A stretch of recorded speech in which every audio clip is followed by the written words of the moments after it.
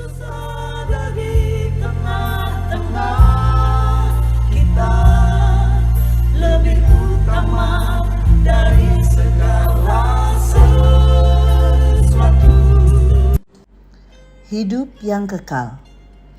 Dan inilah kesaksian itu, Allah telah mengaruniakan hidup yang kekal kepada kita, dan hidup itu ada di dalam Anak-Nya.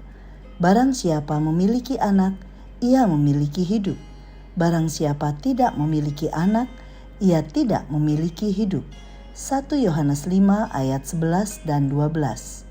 Sahabat Iktus, bila kepada 100 orang ditanyakan sebuah pertanyaan, kemanakah Anda mau pergi setelah kematian, sorga atau neraka? Tentu semua orang akan menjawab, sorga. Karena di sorga ada kehidupan kekal. Pertanyaan selanjutnya adalah, bagaimana agar seorang masuk sorga dan memperoleh hidup kekal dan bukan kebinasaan? Ternyata tidak semua orang dapat menjawab pertanyaan ini. Atau sekiranya ada, jawabannya adalah dengan cara yang tidak tepat. Lalu, apa kata Alkitab tentang hidup yang kekal?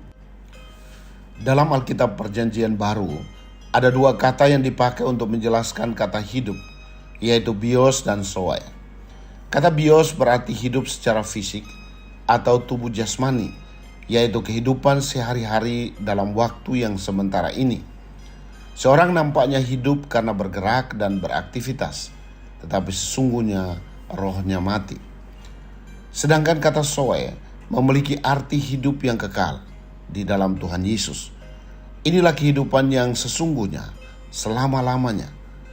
Rasul Yohanes menjelaskan 3 kebenaran tentang hidup yang kekal dalam 1 Yohanes 5 ayat 11 dan 12. 1. Hidup yang kekal bersumber dari Allah. Mengaruniakan berarti Allah telah merancangkan hidup kekal bagi kita. Sejak manusia jatuh ke dalam dosa, manusia berusaha untuk mendapatkan kehidupan yang kekal. Semua upaya manusia gagal karena manusia tidak dapat menyelesaikan masalah terbesarnya, yaitu dosa. Karena kasih-Nya, Allah yang kudus berinisiatif menyelesaikan penghalang manusia untuk sampai ke surga, dan Ia memberikan hidup yang kekal secara cuma-cuma. 2. Hidup yang kekal ada di dalam Anak-Nya. Hidup yang kekal hanya ada di dalam Anak-Nya. Yang dimaksud dengan Anak-Nya adalah Yesus Kristus.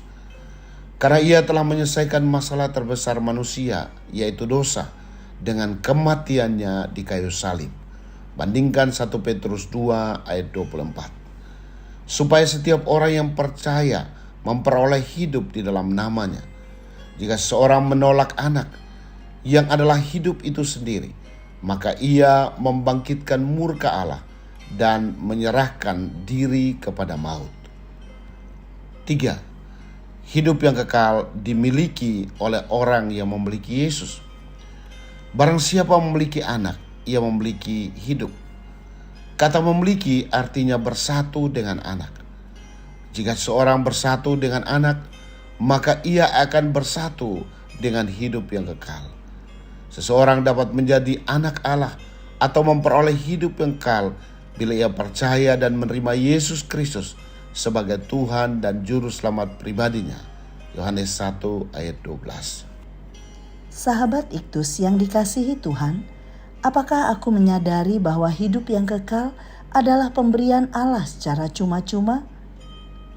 Sudahkah aku menerima karunia hidup yang kekal itu dengan percaya dan menerima Yesus sebagai Tuhan dan Juru Selamat? Apakah yang harus aku lakukan setelah aku memperoleh jaminan hidup yang kekal?